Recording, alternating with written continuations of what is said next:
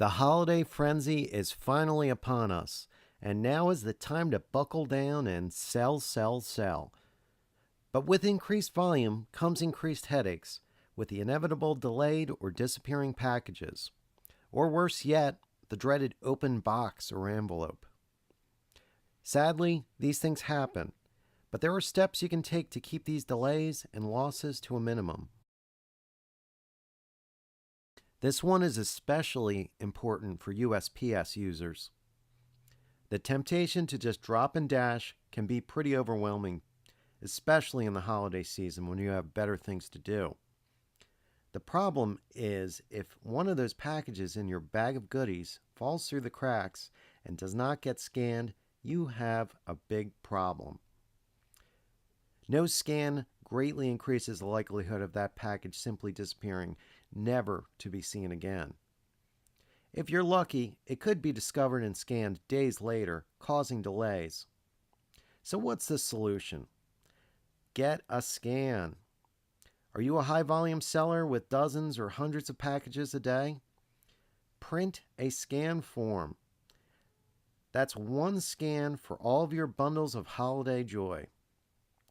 Not getting your shipment scanned is not worth the risk, and a few extra minutes may save you money and protect your seller status. Do you regularly ship high-dollar items, $200 to $500 items? How do you ship them? Cheap as possible without insurance? Light items, first-class mail.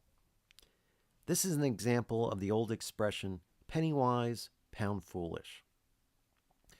First class is great for those small, low-dollar items. If it's a $12 shirt and it gets lost, not a big deal. But when it's $100 or more and it gets lost, that's a bit more painful of a hit to have to absorb. If your primary carrier is USPS, the bulk of your items should be shipped priority mail. It's fast and automatically insured for up to $100 when printed online with no additional cost. First class has its place, as mentioned previously. Those small dollar items, and in certain instances, first class with insurance is also a good option as long as the item is not a time-sensitive shipment. Does theft happen? Yes, absolutely. It's rare, but it does happen. The solution is to not give any indication of the item that's being shipped. So what do I mean by this? If you're selling a piece of jewelry, say a watch or a necklace, do not use a padded envelope to ship it. The reason is thieves can very easily tell what the item is in the package. It could be a $20 necklace, but the thief has no indication as to its value and could assume it's something far more valuable. This rule of thumb really applies to any item that can be easily recognized by its packaging. It's especially important with those high-dollar items. It happens every year around the holidays. When shipping volume is at its peak, something invariably goes wrong. Packages are delayed and customers complain. The key is to communicate with each customer that you are aware of the problem and that you are doing everything you can to fix it. First, is the shipment still in the delivery window? If so, explain to the customer the average transit time for that type of shipment. If it's out of the delivery window, get on the case as soon as possible. Open an investigation, and if that fails, file a claim. Most carriers are pretty responsive when they are made aware that there is a problem. If it's a holdup at a sorting facility, they can generally get it moving again with a call or an email.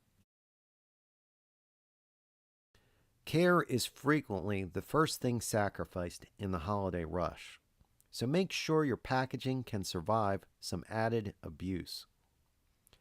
First, if you're shipping fragile items, make sure they are properly padded. The item should not be pressed up against the interior sides of the box. If it is, move up a box size, or better still, pack a box inside a box with padding in between. It may seem trivial, but try and make your packaging as aesthetically pleasing as possible. Why do this? It shows your customer that you care about the merchandise you sell.